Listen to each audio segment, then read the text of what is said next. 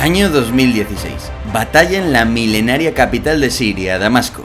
Y casi tan milenaria como la ciudad es este proyectil que se observa a cámara lenta en el vídeo. A ojos inexpertos quizás pueda parecer un proyectil de artillería cualquiera, pero nada más lejos de la realidad. Estáis viendo lo que se conoce como un bolaño, con 3 siglos de antigüedad, disparado desde un viejo cañón de bronce sobre una casa fortificada del ejército sirio. ¿Cómo es posible que se llegara a poner en servicio un arma que ya era viejo cuando Napoleón nació? ¿Cómo llegaron los rebeldes sirios a la conclusión de que esta podía ser una buena arma y sobre todo era eficaz? ¿Podríamos recuperar los cañones de Jack Sparrow y utilizarlos en la guerra moderna? Bueno, pues todo eso lo vamos a ver en el vídeo, así que bienvenidos a todos los interesados en asuntos militares en español. Yo soy Yago Rodríguez y ahora ¡comencemos!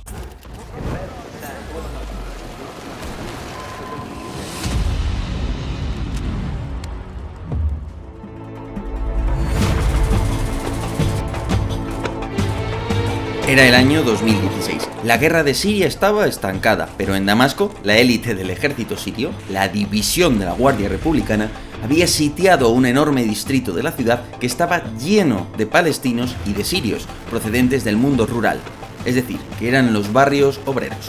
El sitio se estaba convirtiendo en algo cada vez más duro. Los guardias ya no se dejaban comprar porque habían puesto a gente de la Guardia Republicana y de la Cuarta División acorazada. De hecho, los rebeldes cada vez gozaban de un aspecto más desaliñado, más flaco, fruto de las carencias. Pero ya sabéis lo que se suele decir: el hambre agudiza el ingenio.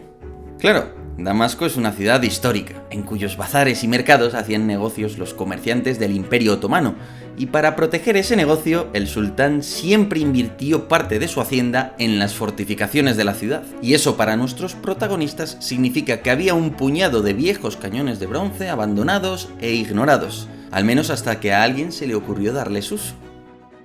Este tipo de cañones antiguos tienen un funcionamiento muy sencillo.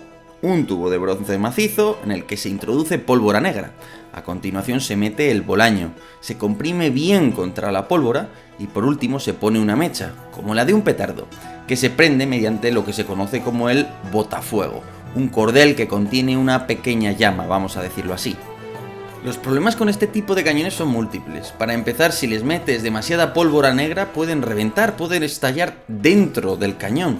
Además, pensad que la pólvora negra tiene unas propiedades, una densidad energética muy inferior al de los propelentes de artillería modernos, así que si decides usar propelentes modernos vas a tener que tener mucho cuidado y calcular muy bien las cantidades que metes, porque obviamente es mucho más poderoso que la pólvora negra. Luego tienes el problema del diámetro, tienes que diseñar una bola de acero, de roca o de bronce que esté muy bien ajustada al diámetro, y eso eran técnicas de fabricación muy antiguas. Además, este tipo de cañones no tiene un sistema de recuperación para que al sufrir el retroceso la pieza vuelva a su posición, de tal manera que tú le tienes que dejar muchas veces que tenga unos ruedines y simplemente el retroceso se traduzca en eso, en que el cañón retrocede mucho, con lo que pierdes la posición, pierdes la puntería, etc.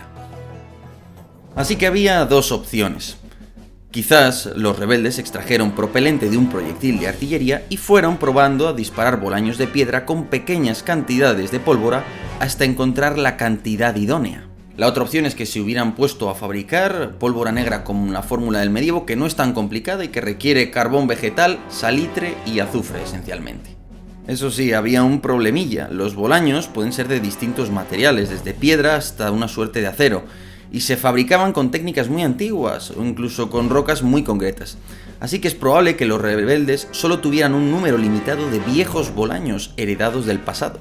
Pero sea lo que sucedió, lo que está claro es que fueron muy inteligentes y lograron adaptar los amortiguadores, imagino que hidráulicos, de un camión de la basura para soportar todo el retroceso de la pieza y de esta manera hacerla más precisa, como se puede ver en esta imagen.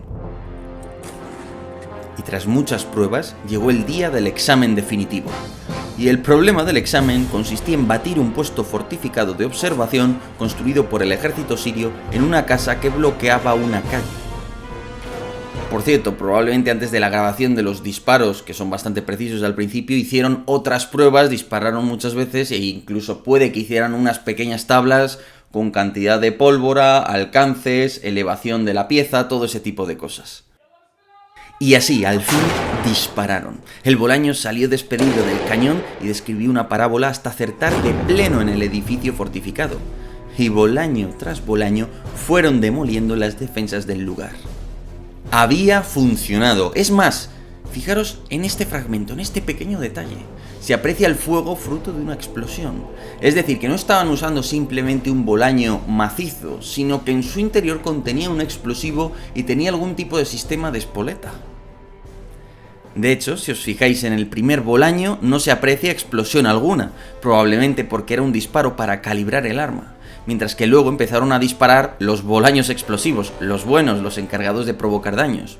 Es más, en el segundo 12 se aprecia como en cuanto el bolaño golpea la pared, se produce esa explosión, por tanto, está claro que le han metido una espoleta de contacto, una curiosísima innovación empleando una munición sumamente antigua. Así que esta es la historia de nuestros cañones. Os recuerdo que cuando los alemanes conquistaron Francia y en Reino Unido tenían miedo de una invasión de la Gran Bretaña, pues sacaron de los museos algunos de estos cañones. Y se puede entender que en una situación desesperada puedan llegar a tener algún tipo de uso, incluso ya veis que lo adaptaron y lo innovaron hasta cierto punto, al punto de tener munición con espoleta de contacto esencialmente. Pero bueno, eso ha sido todo, espero que os haya resultado tan interesante como a mí, es muy curioso. De hecho, como anécdota os diré que en Deir ez-Zor, que era, es una ciudad de Siria donde había un arsenal que capturó el ISIS, se vio un trabuco, como esos de antiguos que usaban los piratas. Pero bueno, como os digo, curiosidades de la guerra. En todo caso, muchas gracias a todos por estar ahí. Os invito a apoyarme en Patreon, a suscribiros y a beneficiaros de las distintas ventajas. Y como siempre, qué menos que daros las gracias por estar ahí y hasta otra.